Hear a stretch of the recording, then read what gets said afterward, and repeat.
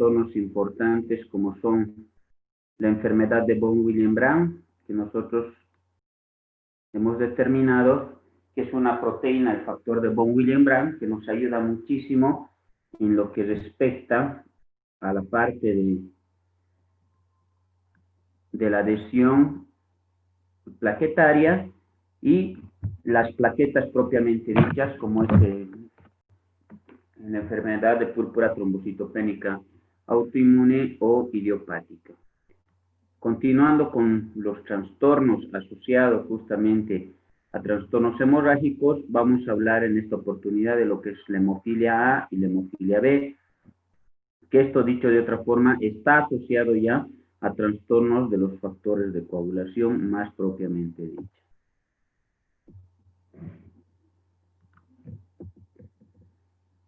Cuando hablo de hemofilia A o de hemofilia B, estoy hablando de igual forma de un trastorno congénito, de factores de coagulación en los cuales intervienen dos para poder determinar si es del tipo A o si es del tipo B.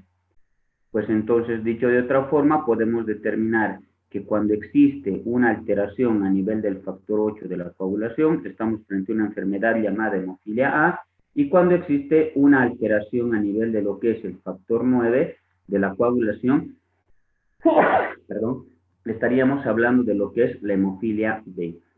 Ambos son determinantes congénitos y la característica va a ser la disminución o la ausencia, si ustedes quieren, y el trastorno funcional de cualquiera de estos factores, ¿ya?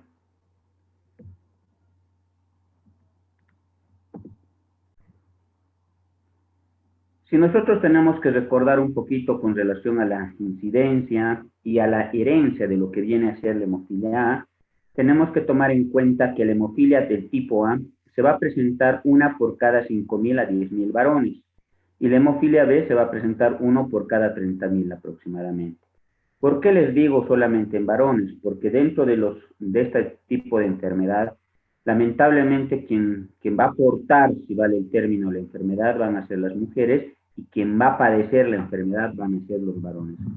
Por lo tanto, entonces no van a encontrar el sexo femenino con este tipo de enfermedad. Ahora, relacionado a la herencia, tenemos que tomar en cuenta que hay una herencia recesiva que está ligada a lo que viene a ser el sexo.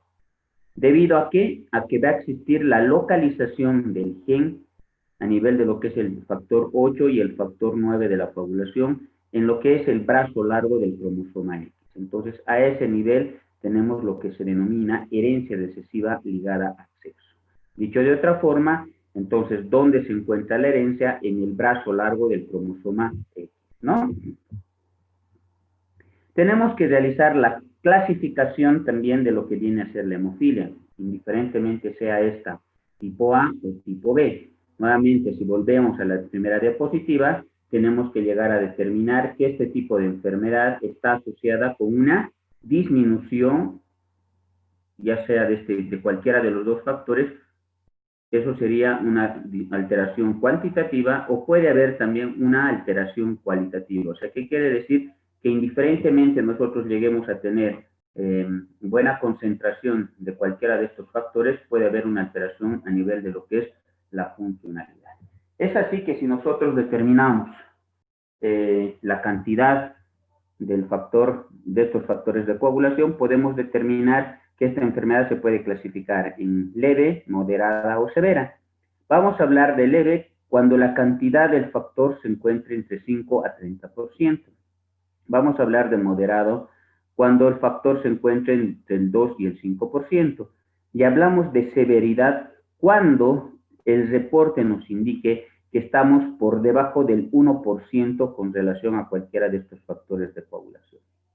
Tenemos que tomar en cuenta que la forma severa de la enfermedad va a afectar entre el 50 al 60% de los pacientes, de los cuales la hemofilia A, ¿ya?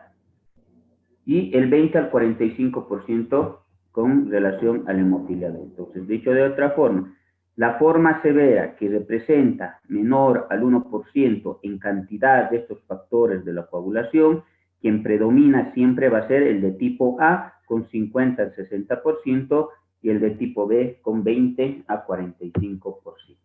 Eso es hablando porcentualmente simplemente de lo que corresponde la hemofilia severa. ¿Cuáles son las manifestaciones clínicas? Tenemos que tomar en cuenta que existe un síntoma crucial y este síntoma crucial es definitivamente la hemorragia. Entonces, ¿cómo me voy a dar cuenta yo si estoy frente a este tipo de enfermedad? Primeramente, que la persona que lo padezca tiene que ser varón, como estamos indicando. Bien, y que esté con manifestaciones hemorrágicas. Bien, entonces eso para nosotros es importante, pero aquí existe un pero.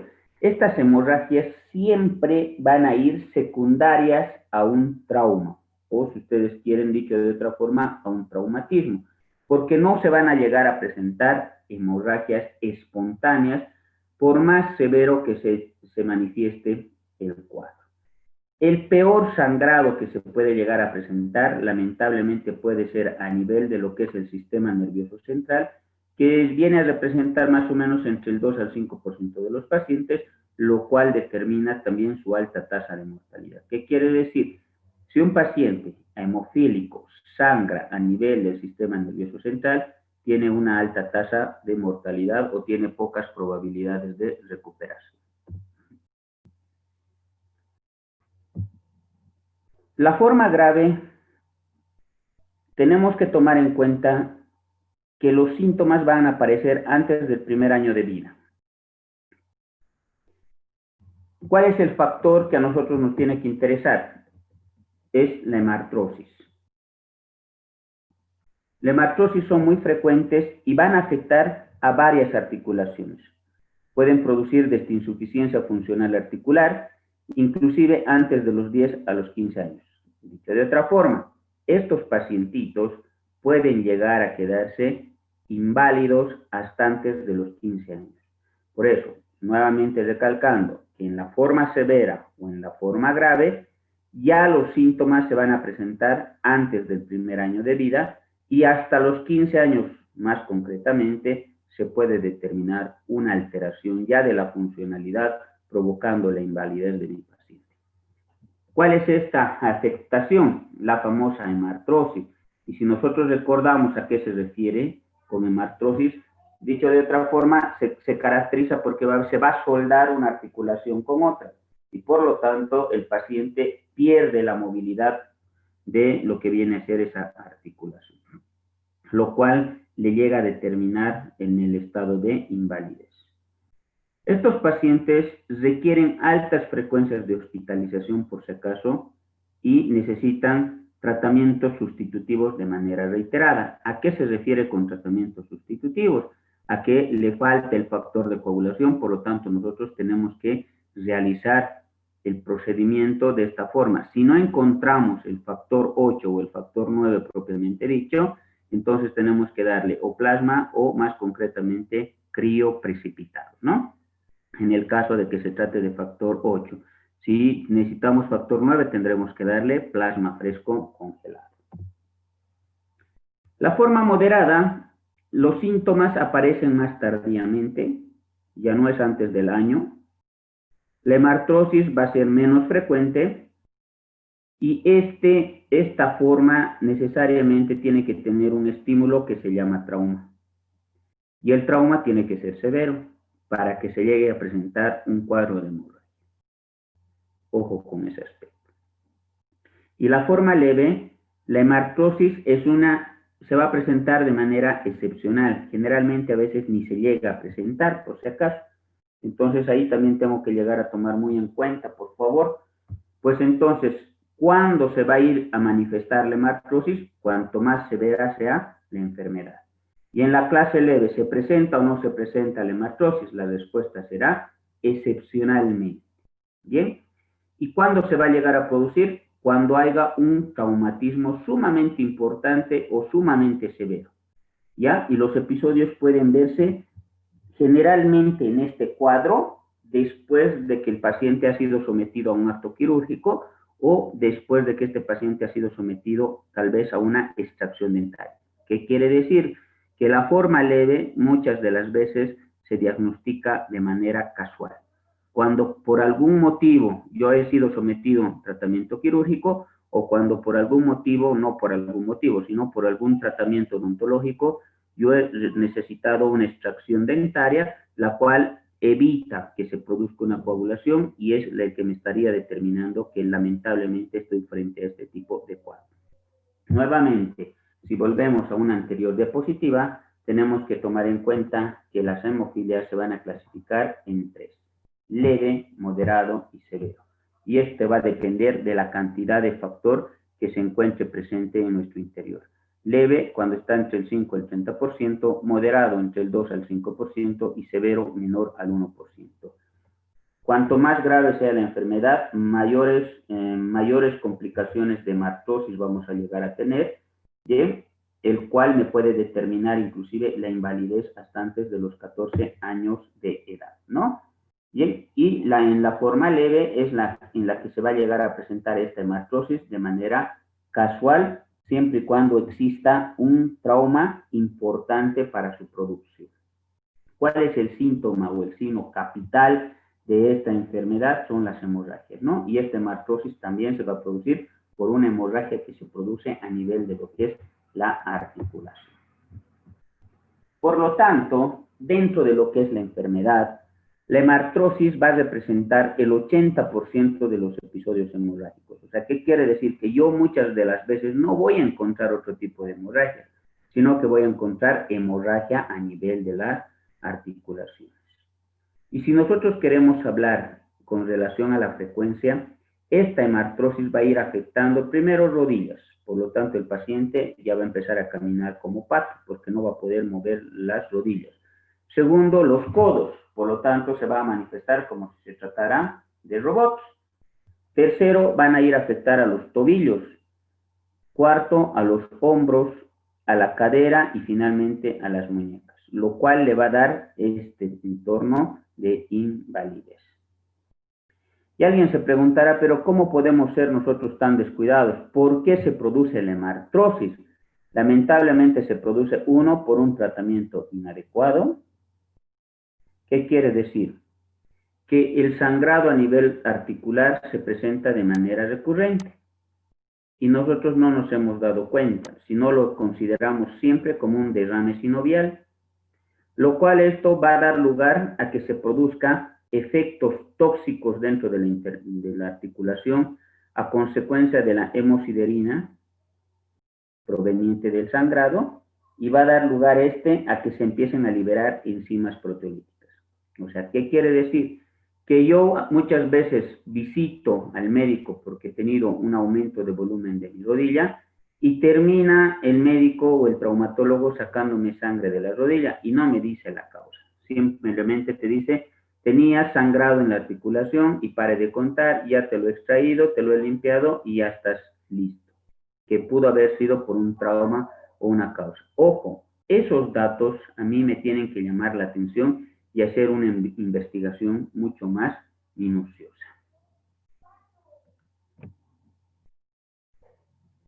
Nuevamente recalcando por qué se produce esta destrucción de la articulación a consecuencia de los efectos tóxicos de la hemosiderina, ¿bien? Y la liberación de enzimas proteolíticas. Este daño a nivel de lo que es la articulación puede progresar hasta la formación de quistes óseos o quistes subcondrales. Entonces, hacen simular como si se trataran de tumores a nivel de lo que son las articulaciones y no son más que, la soldadura, si vale el término, que ha sufrido la articulación a consecuencia de que se ha terminado completamente con lo que es el cartílago articular, ¿bien? Y por lo tanto no existe este cartílago y solamente es hueso. El hueso hace un crecimiento inadecuado, el cual va a dar lugar a la presencia de un quiste o a la presencia de una tumoración que es considerada como pseudotumor. Y entonces esto también me puede dar el aspecto de una malformación, la cual tiene que ser investigada. El segundo signo que se llega a presentar en estos pacientes después de lo que es la hemartrosis son los hematomas, que es otro dato que a mí me tiene que llamar la atención desde todo punto de vista. Y estos hematomas pueden ser superficiales o pueden ser profundos, por si acaso. Bien, ahora, si nosotros queremos determinar los superficiales, son los que van a llevar a presentar grandes volúmenes, mientras que los profundos van a afectar al aparato locomotor y pueden dificultar la movilidad del paciente. Estos hematomas musculares profundos, nuevamente recalcando, va a ir a provocar alteraciones inclusive de las articulaciones o inclusive del aparato locomotor, como es el hueso propiamente dicha. Entre el hueso y el músculo se forma este hematoma, el cual va a provocar dolor y me va a dificultar la movilidad. ¿De cuáles tengo que llegar a tener cuidado? De los superficiales, ¿no? Porque estos pueden secuestrar grandes volúmenes de sangre que inclusive me pueden llegar a producir un shock hipovolómico en mi paciente. A nosotros nos ha ocurrido esto generalmente en los pacientes que están anticoagulados con warfarina, que por desconocimiento de un personal de salud, que sabiendo que este paciente anticoagulado no puede recibir pinchazos a nivel entonces intramuscular, desconociendo este aspecto, lamentablemente siempre son sometidos a estas aplicaciones, los cuales dan lugar a que se produzca un hematoma superficial tan severísimo que el paciente tiene que internarse lamentablemente por shock hipovolémico o anemia severa. A tener en cuenta estos aspectos. No le estoy hablando porque se trataba de un paciente que tenía hemofilia, no, sino que estaba con trastornos de coagulación porque este paciente estaba anticoagulado con warfarina por otra causa. ¿Y cómo puedo hacer el diagnóstico? Acá nuevamente tenemos que volver a lo que nosotros habíamos valorado alguna vez en la parte de la práctica, que viene a ser el coagulograma completo.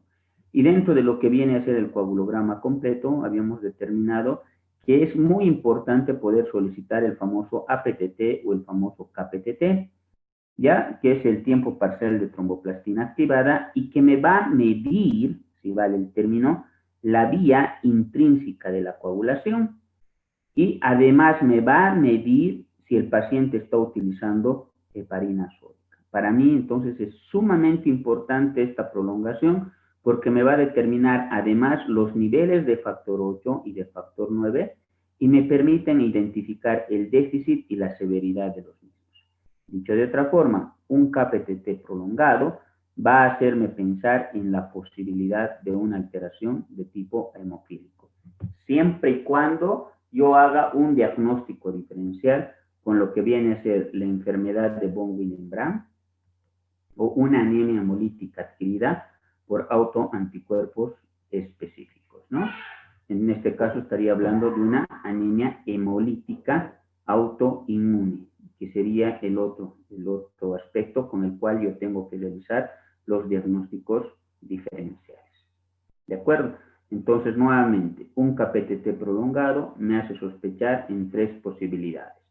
Hemofilia, enfermedad de von Willebrand, anemia hemolítica adquirida por anticuerpos específicos contra el factor 8 y factor 9 de la coagulación. ¿Cuál va a ser el tratamiento? Habíamos indicado en la clasificación de hemofilias que estos van a estar disminuidos y dependiendo al grado en el cual se encuentren, yo voy a tener que realizar la devolución o la reposición de este factor que así necesite mi paciente. Y primeramente tengo que determinar si se trata de una hemofilia de tipo A o de tipo B. O dicho de otra forma, si se trata de una hemofilia por deficiencia de factor 8 o del factor 9 de la coagulación. Por lo tanto, tengo que devolverle ya sea el factor 8 o ya sea el factor 9 de manera comercial. Y en caso de que yo no contenga la comercialización de estos productos, pues utilizaré los derivados de la sangre, en este caso un hemocomponente, que es el plasma fresco congelado o los crioprecipitados. Cualquiera de estos dos elementos que nosotros bien ya lo sabemos, especialmente las personas que están realizando la práctica, que son los elementos que nos aportan con factores de coagulación a nuestro organismo. Existen, por si acaso, a la fecha, factores antihemofílicos, así se llaman, que son producidos, por si acaso, con ADN recombinante, ¿ya? Y que son los que más frecuentemente se están llegando a utilizar, y no así los hemoderivados, porque nosotros ya sabemos que el transfundir un hemoderivado puede significar en mi paciente que una reacción adversa. El tratamiento sustitutivo se refiere a las transfusiones que nosotros tenemos que llegar a realizar dependiendo la gravedad del cuadro. Por eso que en la primera diapositiva habíamos dicho, generalmente estos pacientes requieren internaciones de manera frecuente, ¿no? Internaciones, ¿y qué vamos a hacer? ¿Qué transfusiones vamos a hacer? De los hemocomponentes que estos lleguen a necesitar. Cuando los sangrados se han presentado de manera severa y está presentando un paciente en el estado de shock hipovolémico, tendremos que devolverlo concentrado de eritrocitos. Y nuevamente recalcando, si yo no encuentro los factor 8 o el factor 9 recombinante, vale decir comercial, pues tengo que darle plasma o tengo que darle crioprecipitados dependiendo del factor que le haga falta, ¿no? Y las transfusiones las podemos realizar cada 12 o cada 24 horas, dependiendo de la gravedad del cuadro y dependiendo de la respuesta clínica de mi paciente. Y esto yo tengo que mantener hasta que se produzca la resolución del cuadro hemorrágico, por si acaso. ¿Cuáles son las complicaciones que se puedan llegar a presentar? Uno, aparición de inhibidores de los factores de coagulación. 2, reacciones alérgicas, lamentablemente, por las transfusiones. Puedo provocar la hipertensión pulmonar primaria, edema agudo de pulmón o injuria pulmonar por las transfusiones.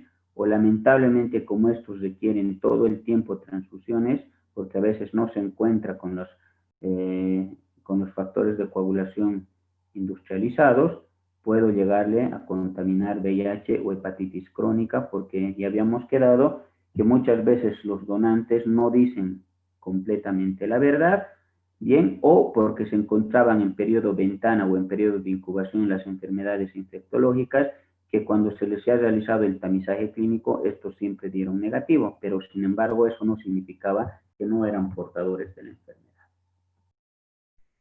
No sé si tienen alguna pregunta, doctores, hasta acá, antes de terminar con otra enfermedad de este mismo índole que se llama coagulación intravascular diseminada. ¿Alguien que quiera preguntar con relación a hemofilia? Doctores.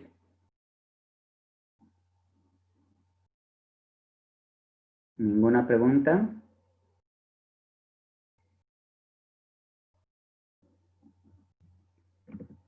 Bien. No sé si es que están viendo el partido o no me están escuchando, solo han dejado encendidos sus computadoras. Está claro, doctor. Terminaremos entonces con este otro. Ya, coagulación intravascular diseminada, lamentablemente una patología que a nadie le gusta pasar, ya que a nadie le va a gustar poder estar presente en estos, porque también se lo denomina coagulopatía de consumo o síndrome de desfibrinación. Generalmente es una consecuencia o una complicación, si vale el término, ¿de qué? De procesos sépticos o de hemorragias severas, o muchas veces de la politransfusión sanguínea.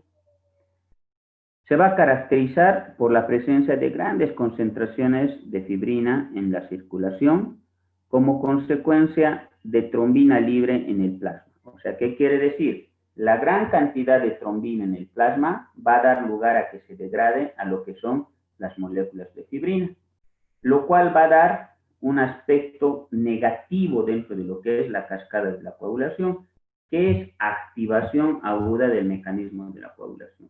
Dicho de otra forma, alguien me dirá, pero si estamos activando la cascada de coagulación, más bien vamos a coagular. Sí, señores, el problema radica en que va a haber una función exagerada ya también de la cascada de coagulación. Por lo tanto, esta coagulación intravascular diseminada, en un principio, va a dar lugar a la formación de microtrombos o trombos, y posteriormente va a dar lugar también a la producción de hemorragias. O sea, ¿qué quiere decir esto? ¿Qué significa esto? Que lamentablemente al médico muchas de las veces lo va a atar de las manos. ¿Por qué? porque si bien se va a estar desangrando por un lado su paciente y van a querer darle plasma o crioprecipitados para devolverle los factores de coagulación, por otro lado va a estar formando trombos en los cuales tenemos que darle anticoagulante o mínimamente antiagregantes plaquetarios. Por lo tanto, entonces, cuando se presente este tipo de accionar, lamentablemente nosotros tenemos que agarrarnos, si vale el término, de los cabellos, porque es una complicación que muchas de las veces termina con la vida de mi paciente. Por lo tanto, si nosotros hablamos de la patogenia, tenemos que determinar que hay una exageración del mecanismo normal de la coagulación. ¿Qué quiere decir? Que el mecanismo de la coagulación, tanto en la vía intrínseca como en la vía extrínseca, o la activación de los factores 2 y del factor 10, se va a realizar de manera exagerada y por lo tanto vamos a tener complicaciones por este tipo de accionar. ¿Cómo se va a manifestar la enfermedad? Puede ser variable y va a ser dependiente del grado de la actividad de la coagulación intravascular diseminada y también va a depender mucho de la patología que lo ha producido, ¿no? A ver, nuevamente recalcando, estamos diciendo que se pueden presentar por politransfusiones, se puede presentar por una sepsis, se puede presentar por una hemorragia masiva obstétrica. Entonces, son muchísimas las causas que pueden llegar a terminar con este tipo de aspecto.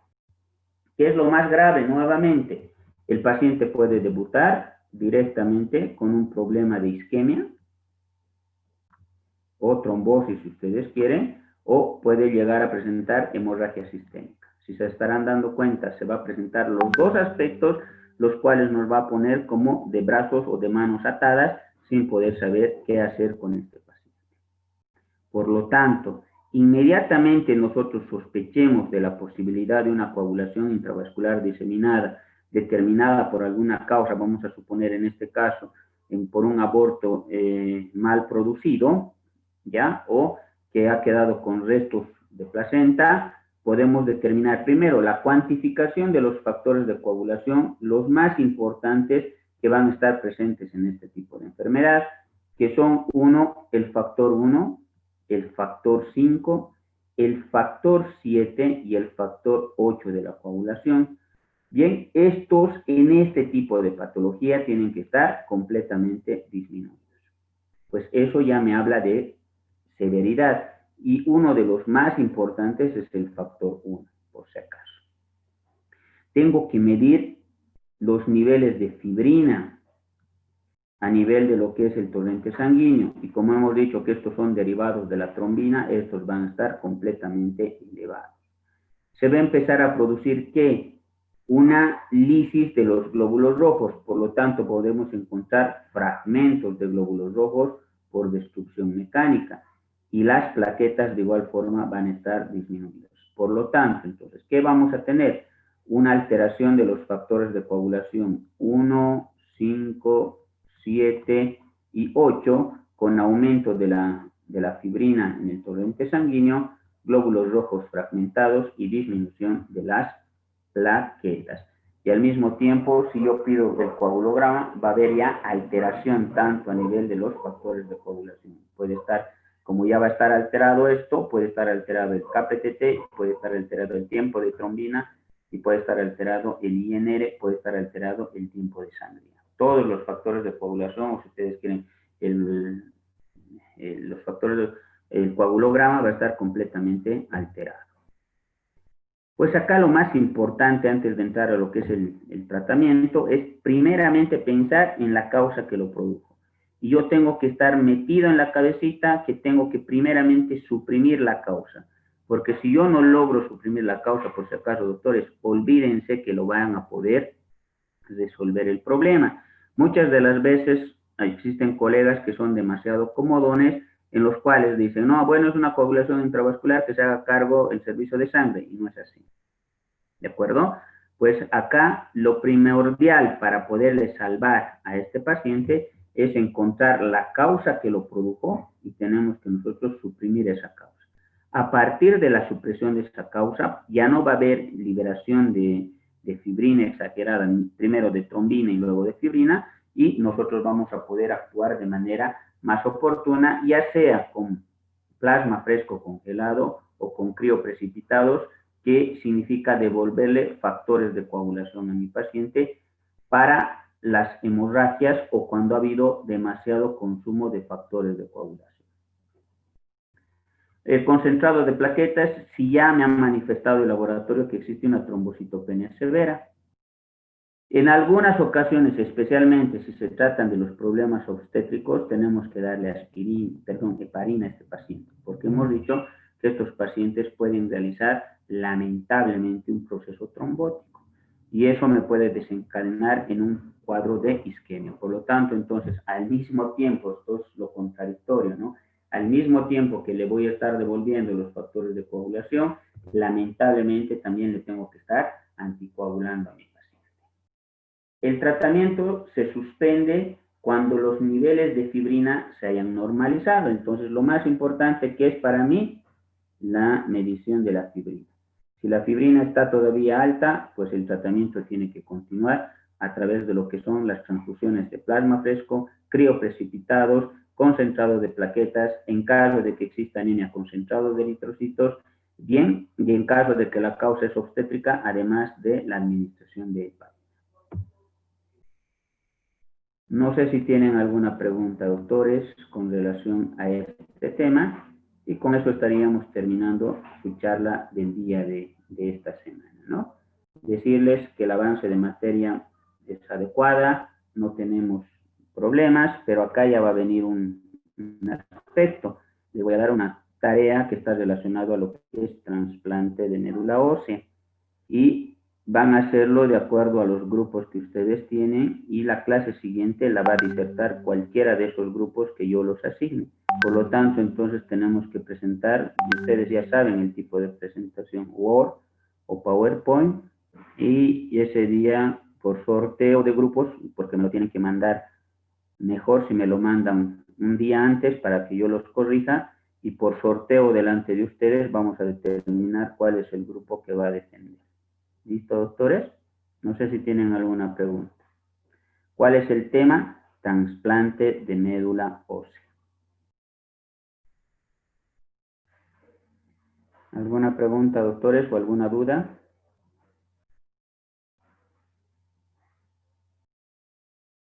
¿Ninguna? Está bien. Dime, Diana. No te escuché, perdón.